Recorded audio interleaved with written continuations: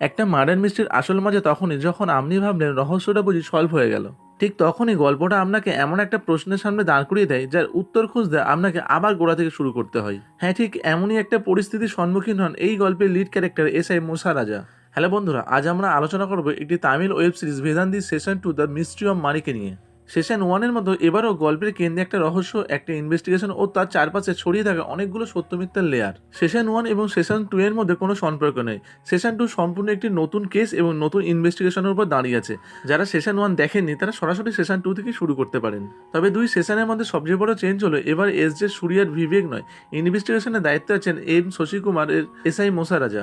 গল্পটা শুরু হয় মাদুরাইতে হাইওয়ের প্রজেক্টে ইনোগ্রেশনের সময় মাটি থেকে একটা স্কেলেটন বা কঙ্কাল উদ্ধার হওয়ার পর। আর এই ডিসকভারি মোসা রাজাকে পৌঁছে দেয় একটা পুরানো কেসের কাছে যার সঙ্গে জড়িয়ে আছে মনি নামে এক রহস্যময় আসামি। আর এখান থেকে গল্পটা আপনাদের সামনে বেশ কয়েকটা প্রশ্ন এনে দেয় যে এই স্কেলিটনটা কার, মনি আসলে কে, আর এত বছর পরে এই কেসটা আবার সামনে আসার কারণই বা কি। আর এই প্রশ্নগুলোর উত্তর খুঁজতে খুঁজতে আরো কিছু নতুন প্রশ্ন আমাদের সামনে চলে আসে। আর এইভাবে গল্পটা প্রথম থেকেই আমাদের এঙ্গেজ করে রাখে। আর একটা জিনিস এখানে আমি অ্যাপ্রিসিয়েট করব, সিরিজটা শুরু থেকেই আপনাকে সবকিছু এক্সপ্লেন না করে গল্পের শেষ পর্যন্ত তার সাসপেন্স বজায় রাখে, বরং ছোট ছোট ক্লু আর কনফ্লিক্টিং ইনফরমেশনের মাধ্যমে আপনাকে এই ইন্টারেস্টিং ইনভেস্টিগেশনে একটা পার্ট করে তুলবে।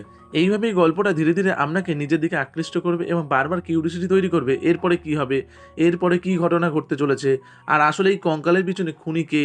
একটা সময় এমন হবে এই ইনভেস্টিগেশনটা শুধু মোশা রাজা একা করছেন না, আপনিও যেন তার সঙ্গে ইনভেস্টিগেশনের একটা পার্ট হয়ে গেছেন। যদি পারফরমেন্সের কথা আসে, শশী কুমারের পারফরমেন্স নিঃসন্দেহে একটা বড় প্লাস পয়েন্ট। তিনি মোশা রাজার চরিত্রকে খুব সুন্দরভাবে ফুটিয়ে তুলেছেন। এর পাশাপাশি সাপোর্টিং কাস্টের মধ্যে বিবেক পাশান্না এবং অপর্ণা দাসের মতন কয়েকজন গুরুত্বপূর্ণ ক্যারেক্টার এই মিস্ট্রিকে আরও এগিয়ে নিয়ে যায়।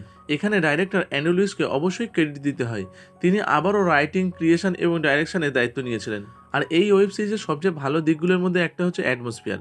মাদুরাই সিটি, ইনভেস্টিগেশনের মুড এবং ব্যাকগ্রাউন্ড স্কোর সব মিলিয়ে একটা কনস্ট্যান্ট ইউনিকনেস তৈরি করেছে। তবে এই ওয়েব সিরিজের কিছু উইকনেসও আছে।